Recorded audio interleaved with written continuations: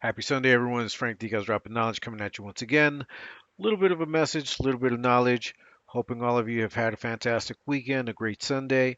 First and foremost, want to give a shout out to everyone that's been watching my videos, leaving a like on my videos, commenting, engaging with me on my videos, and also on the lives with Exposed Tube. Shout out to you and shout out to the community. Just wanted to thank you all once again to all the subscribers. All of you guys motivate me to put out more content.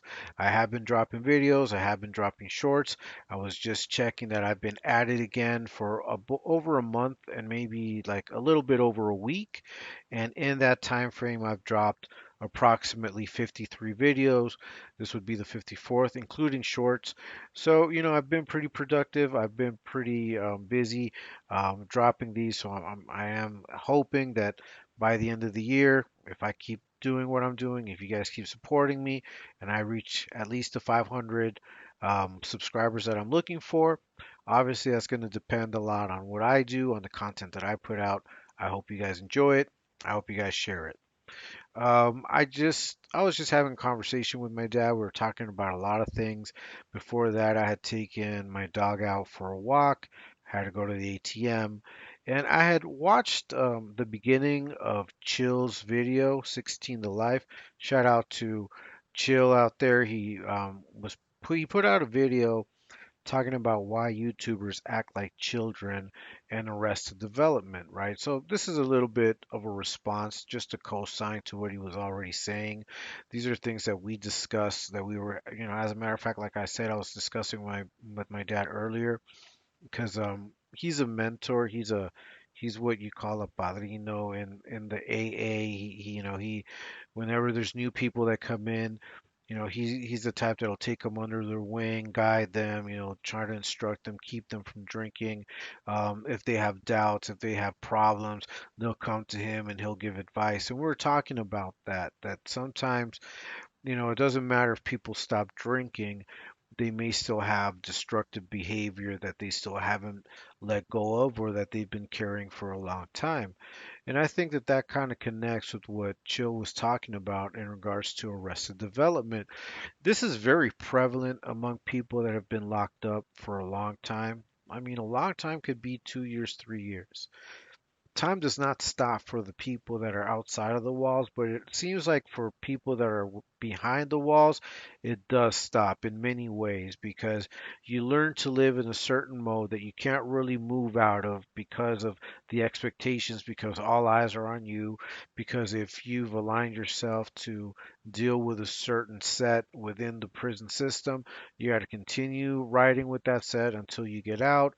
There are rules and regulations, routines that you have to maintain that really don't add more to like your knowledge or to emotional growth or development, just learning and growing. There are very few men that do take the time to read books to become educated while they're locked up.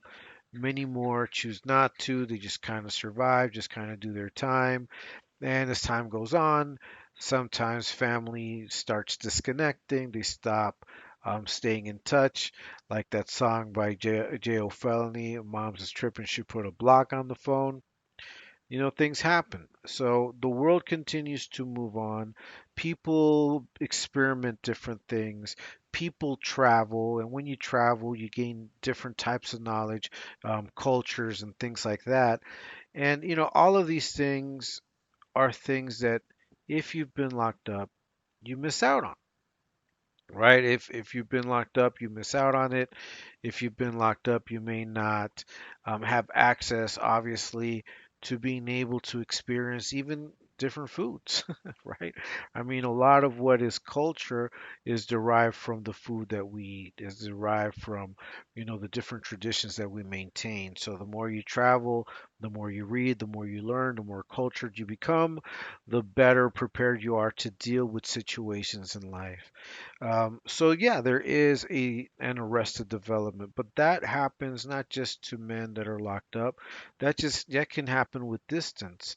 That can happen in relationships where you don't see a person, or you only coexist with a person for a while, but then they're away or you're away for a while. So those 2 weeks, 3 weeks, for example, when my mom comes down, she comes down for 2 weeks, the most 3 weeks.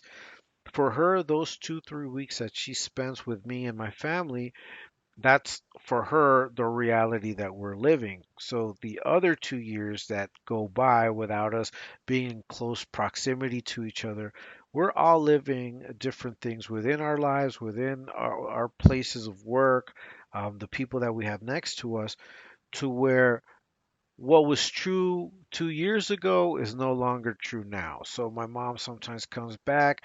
She thinks things might still be the same.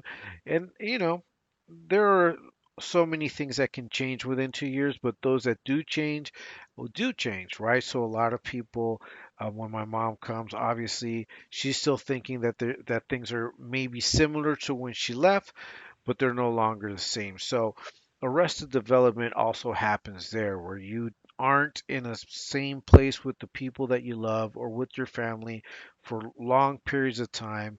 And when you finally meet up, you play catch up, right? And maybe the person that you're talking to now is no longer the same, right? That's why they say you never cross the same bridge twice, because I'm sorry, you never cross the same river twice, because a river changes course throughout time. It eats away at the bank of the river. If there's floods, if there's drought, all of these things change the river to where the next time you come by that same place, it's no longer going to be the same river. Well, that happens with people too. When time goes by, and you have rich lived experiences, you have connections with people, you learn from people, you bounce things off of people, you create a community, you create a support team, and all of these things, you learn from people, and you're no longer the same, right? So sometimes when people get out of jail and they go back home and they start living again, they think that people are still on that same energy or on that same time that they were on before you got locked up. All of that changes. And people grow. People either grow into or grow out of situations, and a lot of times they grow out of love with people that can't change, that don't have an interest in changing, that are comfortable in doing the things the way they always do, and they live life. They're older men, within their 30s, 40s, 50s. That's why when Chill talks about, YouTubers, the majority of us putting content out there are above 30 years old, but many of us, or many of them, are still acting as children, and it's because they spent long stretches of time behind bars without actual growth, without actual um, connections to where they might get advice that would help them grow and overcome certain situations. I don't feel sorry for people that are in arrested development, especially those that are now out of jail and have had enough time to work on those things that they know are a problem, or haven't learned ways of addressing rejection or addressing ridicule, addressing backlash. If they still resort to lashing out the way they did when they were younger before they got locked up, if they still haven't learned anything, that's on them. I had a friend, and I said I had a friend. He was a friend of mine that I try to take care of. I've always had very good positions at the places that I've worked. And in this particular place where I was working, we needed personnel. He knew English, he had experience. I called upon him. I knew that he needed the job. He came over. They gave him the job. Obviously, I was very influential in getting him the job. But once he was there, he would fall asleep at his workstation. If he was told to do something by his supervisor, he would get mad. He would get upset. He would use my name to try to say, like, oh, well, why don't you talk to Ticas? He's the one that brought me in. If Ticas doesn't tell me this, then I'm not going to do it. Like, using my name to escape responsibility. And his wife sells like at a park. She was selling things at a park at the risk of getting arrested, right? Because she was constantly being like chased by, the people like security and cops. And I'm looking at this guy falling asleep at his workstation, procrastinating, not doing the work he was supposed to do. Sometimes I would say maybe even coming to work under the influence, which I have no problem with if people are productive, but he wasn't productive. He would fall asleep. So it got to the point where, this man, he's older than me. He's got more kids than me, has, like 7 children altogether, and he's still acting as though he doesn't have any responsibilities and not taking life seriously. That person can't be a friend of mine, right? I cannot include this person in my inner circle. Yeah, maybe we could talk, maybe we could, have some laughs, but as far as considering this person a friend or a close friend, it stopped at that point where I saw him in action and I realized that he didn't take life seriously. It took a long time for me to get to where I'm at now emotionally, spiritually, intellectually. I work on those things every day. As a matter of fact, I was having a conversation with someone that I met through YouTube, and we actually, called each other. Shout out to you, you know who you are. And we had a very good conversation about that, like why I don't let certain people, certain attacks, certain things get to me, and why I won't react and won't crash out like these men do. And it's because I'm not at that level. Like, I'm not at the level where these things affect me. More than anything, they just make me think and question who these men are even more. Right? It makes me point them out because, whenever you claim to be a role model or you claim to be someone that can give advice or that can even pray for others, you need to be able to demonstrate that you're at that level. Right? And a lot of these men aren't. A lot of these men love to drag the other guys' wives through the mud, talk about them, talk about their family, make threats, all of these things. And it's childish behavior that comes from not having the right people around you, not having people that are wiser, smarter than you around you, out of a complex, out of an inferiority complex, out of the need to always feel as though you're the smartest one in the room. That is a big mistake.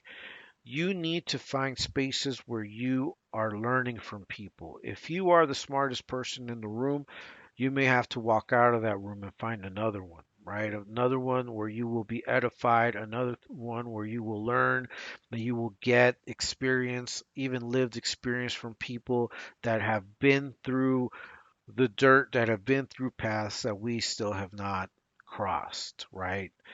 I just wanted to put this out there and just let everyone know it is our responsibility to make the changes that we need to make to adapt, right?